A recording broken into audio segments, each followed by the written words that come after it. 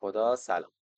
توی این قسمت که جلسه سوم میشه میریم سراغ بحث عملی، جایی که دانش تئوریمون رو وارد بخش عملی کنیم و دیگه با کتابخونه آری کار میکنیم و متدها و توابعش رو پوشش میدیم. میریم برای شروع کار کتابخونه رو ایمپورت میکنیم. متد و تابع اولمون تابع سرچ هست که کارش اینه که دنبال اولین تطابق توی کل رشته میگرده و اگه پیدا بشه یه مچ آبجکت برمیگردونه و اگر پیدا نشه نان برمیگردونه، عبارت نان رو چاپ میکنه. خب اول از همه میایم میتونیم هم یه متغیر تعریف کنیم مثل دفعات قبل و واسه پترن هم همینطور، یا اینکه مستقیم پترن و متنمون رو داخل خود متد استفاده کنیم. حالا ما اینجا به صورت متغیر تکست رو میدیم.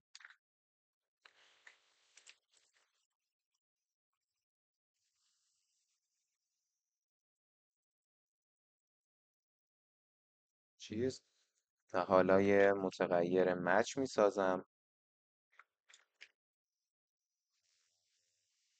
re dot search مثل تابع قبلی. حالا اینجا ما دفعات قبلی پترن میساختیم و الگومون رو به اون میدادیم.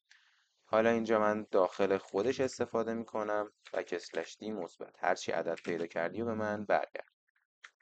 و در نهایت اون جایی که میخوایم واسمون توش جستجو کنه پترن رو وارد میکنیم. حالا میایم یه شرط میذاریم، میگیم که اگر مچ ترو بود چیکار کن؟ پرینت کن برام فاوند. پیدا شد. حالا چی پیدا شد؟ مچ داد گروپ. الان توضیح مچ گروپ رو میدم چون الان باید یه چیز شبیه همینم بنویسم با هم توضیحشون بدم.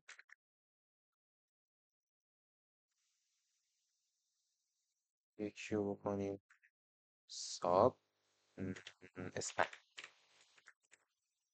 و پوزیشن رو بهش میدیم. البته پوزیشن. خب اول اینجا بگیم که کاربرد گروپ و اسپند چی هن؟ گروپ میاد اون مچ ما رو، یعنی از تابع اون چیزی که تابع سرچ ریخته توی متغیر مچ رو، همون مقدار تطابق شده رو برمیگرده، یعنی مقدارش رو به ما نمایش میده و یعنی همون شماره تلفن. و توی match دات اسپن کارش اینه که ایندکس تطابق تو رشته رو پیدا بهمون میده، یعنی موقعیت تطابقی که توی رشته اتفاق افتاده رو برمیگردونه. واسه همین اسمش رو گذاشتیم پوزیشن. حالا در غیر این صورت برامون چی برگردون؟ پرینت کن not found. خب وقتی که ما اینو اجرا کنیم توی فاوند شماره رو برمیگردونه و توی پوزیشن ایندکس 13 تا 24 که شماره توش قرار گرفته. اگه بخوایم حساب کنیم 0 1 2 3 4 5 6 7 8 9 10 11 12 و 13 که از 0 میشه و 24 9 میشه. این از کاربرد سرچ. میریم برای مچ که مچ و فول مچ رو باید با هم توضیح بدم. یه سری تفاوت ها دارن. تابع مچ فقط از ابتدای یه رشته جستجو میکنه، ولی فول مچ باید کل رشته با الگو منطبق باشه. حالا اینجا میبینیم که چجوری. تکست رو بهش میدیم hello world. میگیم که یه بار پرینت کن re dot match حالا بهش میگیم که پترنت باشه هلو و تکست رو بگیر. همین کپی میکنم اینجا بهش ورد. این هم اگه مورد منطبقی پیدا نکنه نان رو برگرد. وقتی که اجراش کنیم اول از همه میاد اینجا re.match یه کلاس آبجکت برمیگردونه. میگه که اسپن یعنی همون موقعیتش. اینجا هم همون کاری کردیم، گفتیم که گروپ و اسپن رو بهمون برگردونه که دیگه نخواد اینجوری به این صورت برگرد. اینجا اسپن 0 تا 5، 0 1 2 3 4 و 5 با فاصلش. و توی بعدی البته فاصله که حساب نیست، 0 1 2 3 4 چرا فاصله هم حساب کرد. و توی مچش هم خود هلو رو داره، ولی وقتی که رسیده به وقتی بهش گفتیم ورد اومده نام برگردونده. چرا گفتیم که چون فقط از ابتدای رشته جستجو میکنه. یعنی ما اینجا اگه به حالا بهش بدیم hello world جفتشون رو بهمون برمیگردونه، چون یه متن کامل یعنی کل متن رو بهش برگرد. ولی وقتی که ورد رو میدیم دیگه چون اول متن تطابق نداره با هلو، میگه که این نان چیزی به من نداد. حالا همین رو من کپی میکنم میریم برای فول پیچ.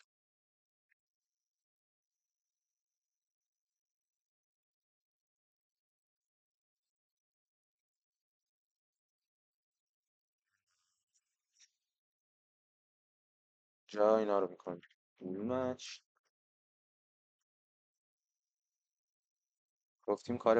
گفتیم تفاوتشون چیه؟ فول مچ باید کل رشته با الگو منطبق باشه وگرنه نام برمیگرده. یعنی ما اینجا الان میدیم هلو ورد، یکی رو اصلا میدیم همون هلویه که توی مچ به ما برگردوند موقعیتش و خودش. الان وقتی که استارت کنیم هلو ورد رو برمیگردونه، میگه اسپن 0 تا 11 و مچش هم منطبق بوده با هلو ورد. ولی دومی که بهش گفته هلو رو نان برگرد. چرا؟ چون کامل نیست. یعنی تکس ما یه متن کامل بوده و وقتی که اینجا ریجکت رو بهش دادیم هلو ورد بهش برگردونده، ولی وقتی هلو رو دادیم برنگرد و کل رشته توی قسمت دوم منطبق نبود. اینم از فول مچ. با فایند آل آشنایی داریم. فایند آل تابعی بود که همه تطابقا رو پیدا میکرد و توی یه لیست به همون برمیگرد. و مثالش هم با همون شماره تلفن فکر کنم جلسه اول زدیم. حالا من دوباره همون مثال رو میارم، ولی حالا مثلا هم چند تا شماره تلفن بهش میدم.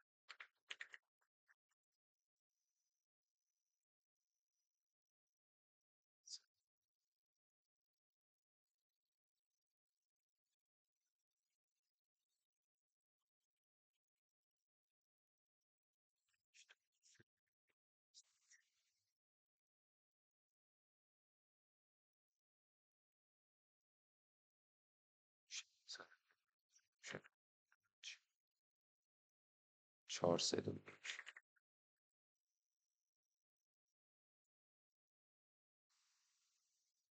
حالا میگیم که نامبرز یه متغیر میسازیم به اسم نامبرز. میگیم که re dot find all. حالا ما اینجا پترن رو میتونیم دوباره این دفعه میایم حالا مثلا پترن رو به این صورت بنویسیم. پترن برابر باشه با r. حالا الگومون رو بهش میگیم که با 09 شروع شه بک دی ادامهش تا مثلا 9. درسته دیگه شماره تلفن 11 رقم. اینجا میگیم که با 0 میگیم 09 اولش باشه بینش همه عدد باشن تا 9 رقم. میتونیم پایانش هم میتونیم شروع و پایانش رو هم با همینا مشخص کنیم. البته حالا اینم نذاریم چون یه متن معمولیه فکر میکنم. البته چون اینجا فونزه فکر کنم یه اروری بخوریم، حالا امتحان کنیم. و بعد از اون میگیم که پرینت کن پترن رو و توی تکست بگیم.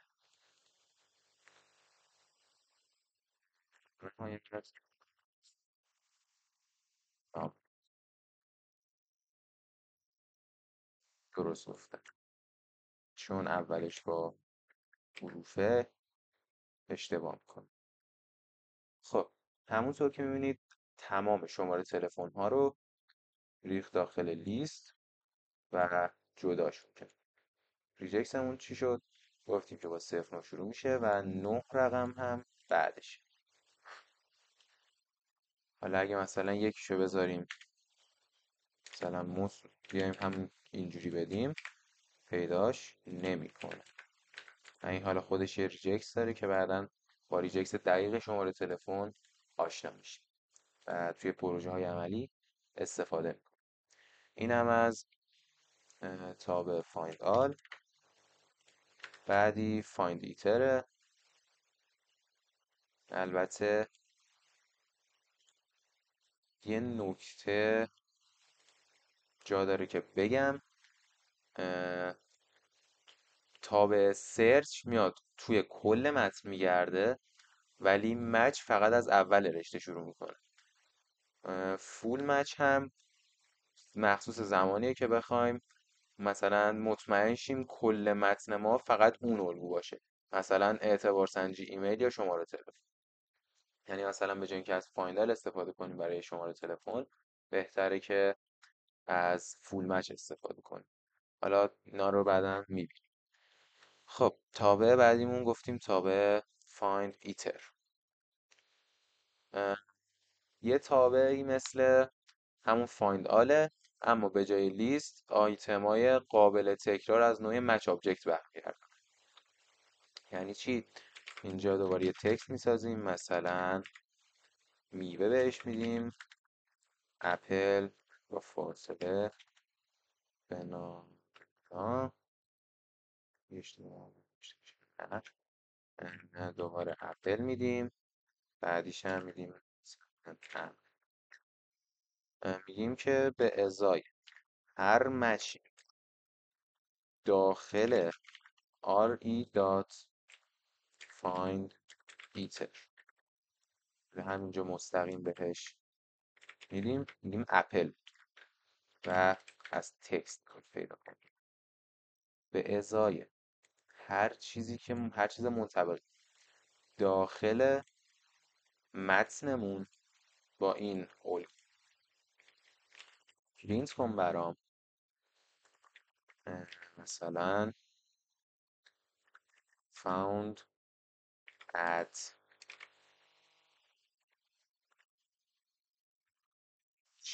بچه اینجا بهش حالا میتونستیم به صورت استرینگ هم بنویسیم.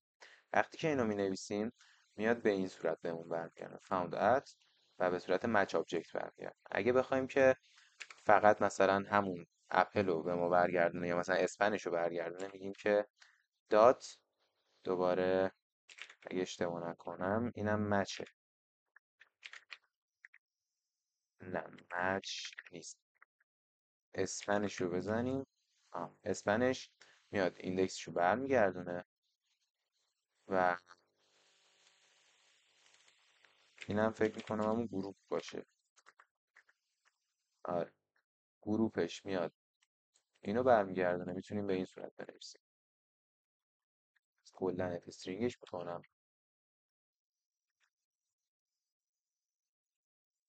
که found ال بچی دات رو پوزیشن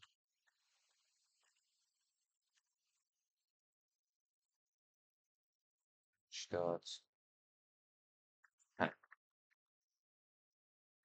اینو که بنویسیم میگه اپل داخل پوزیشن 0 تا 5 پیدا شد و دوباره اپل داخل پوزیشن 13 تا 18 پیدا شد و به این صورت به ما برش میگرد. این هم از find iter sub. حالا این find iter یه چیزی راجبش بگم، وقتی به جای مقدار به موقعیت ها نیاز داریم find iter رو استفاده میکنیم و find iter خیلی بهتر عمل میکنه توی پیدا کردن موقعیت و کلا بهتره که از find iter برای پیدا کردن موقعیت استفاده. تابع ساب کارش اینه که تمام تطابق ها رو با یه مقدار جدید جایگزین میکنه و قالبش هم به این صورته. حالا من اینجا بنویسم آری دات ساب یه پترن میگیره، یه ریپلیسمنت میگیره، ریپلیسمنت اگه اشتباه ننوشته باشم، و یه دونه همون چیزی که میخوایم توش جستجو کنیم، همون تکست. چی شد؟ پترن میگیره، چیزی که میخواد جایگزین کنه، و تکست. خیلی کاربردیه این واقعا و مثلا با بخش الان میتونیم ایمیل رو باش بریم جلو. آره این کار میکنه. خب چی شد؟ جایگزینیه تمام تطابق ها با یه مقدار جدید. خب تکست رو میسازیم، میگیم که my email is test مثلا example dot. حالا که نیو تکستمون چی باشه؟ نیو تکست میسازیم، میگیم که re dot sub. حالا اول پترنمون رو میخوایم بدیم، همینجوری میدیم که از بعد این علامت کلمه، هرچی کلمه بود، دات بود. ببینید قبل این دات من یه اسلش گذاشتم که خود دات رو بفهم، یعنی خود دات رو من اینجا نیاز دارم، نه اینکه مثلا هر چیزی که اینجا بود. و بعدش دوباره متن، هر کاراکتری که بود. حالا یه بار دیگه بررسیش کنم. اوکی. و حالا اون چیزی که میخوایم جایگزین کنیم، یعنی این بخش که الان واسه یه چیز نوشتیم، پترن نوشتیم، میشه این قسمت. مثلا میخوایم با gmail.com اولش اینو میدیم gmail.com و در نهایت هم تکست رو بشیم. چی شد؟ پترن، ریپلیسمنت و بخش الگو. الگو که نه، جایی که قراره توش جستجو کنیم برای پیدا کردن الگو. و در نهایت پرینت کنیم نیو تکست. اینجا test example.com، ولی وقتی که چاپش میکنیم میگه my email is test gmail.com. اگه اینو من نذارم به این صورت برمیگرده، پس حتما باید اینجا اینو قرار بدم.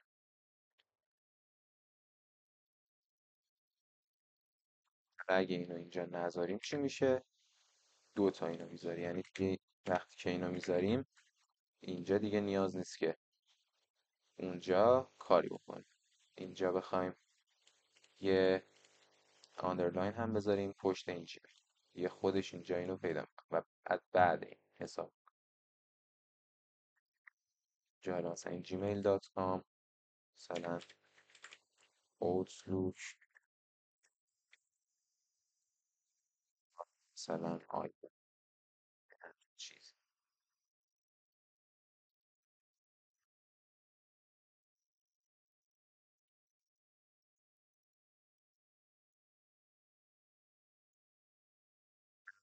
چیزی که بذاریم مثلا داد آن رو بازم جایگزین میشه. این هم از بحث ساب که گفتیم ریپلیس میکنه عبارت قبلی رو با جدید. و در نهایت هم اسپلیت رو داریم. یه چیزی که بگم این ساب واسه پاکسازی داده ها یا سانسور اطلاعات فوق العاده است. حالا بهش میرسیم، کارهای باحالی باشه انجام میدیم. در نهایت هم اسپلیت که از اسمش هم معلوم میاد تقسیم میکنه رشته رو بر اساس الگوی ریجکتی که بهش میدیم تقسیم میکنه. خب دوباره یه تکست میسازیم مثلا دل کاما بنانا کاما چری کاما.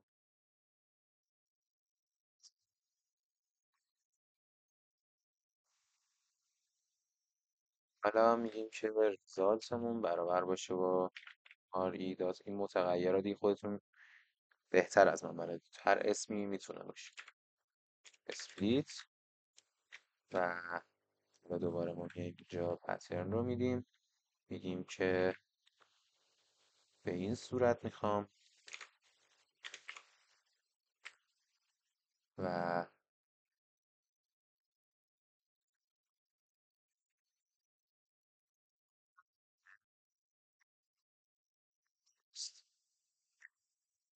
در نهایت پرینت کن ریزالت.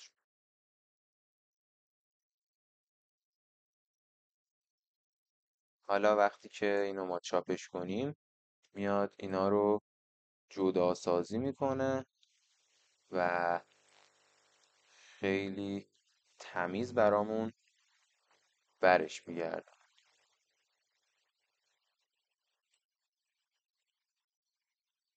اون که داریم گفتیم که جا هرچی قبل کاما بود رو چاپ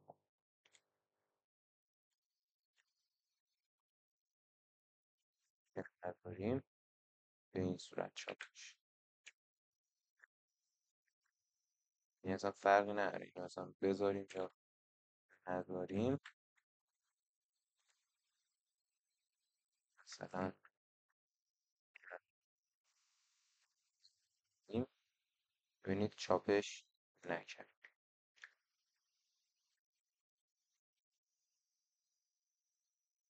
و این از این که اومدیم گفتیم که اگه این کاراکتر توش بود چاپ نکن. حالا جا اینو بذاریم جا، بذاریم جا و همونطور که میبینید به صورت عادی داره به ما برش میگرده. اینم از این و دیگه فکر نمی کنم چیزی مونده باشه. مثلا همین دیگه، چیزی نداریم. ولی اینو بدونید که وقتی جدا کننده همون متفاوتن، مثلا به جای تابع اسپلیت خود پایتون که اینجوریه از ری دات اسپلیت استفاده میشه وقتی که جدا کننده همون متفاوت. متدای اصلی هم که یاد گرفتیم، از سرچ گرفته تا اسپلیت کردن و تقسیم متن و توی جلسه بعد میریم سراغ گروه بندی و کپچرینگ، جایی که میتونیم بخشای خاص از تطابق رو جدا بگیریم و واسهشون اسم بذاریم. دیگه چیزی باقی نمیمونه. این جلسه رو همینجا به پایان میرسونم. تمرین کنید و همیشه سطح علمتون رو به روز نگردونید.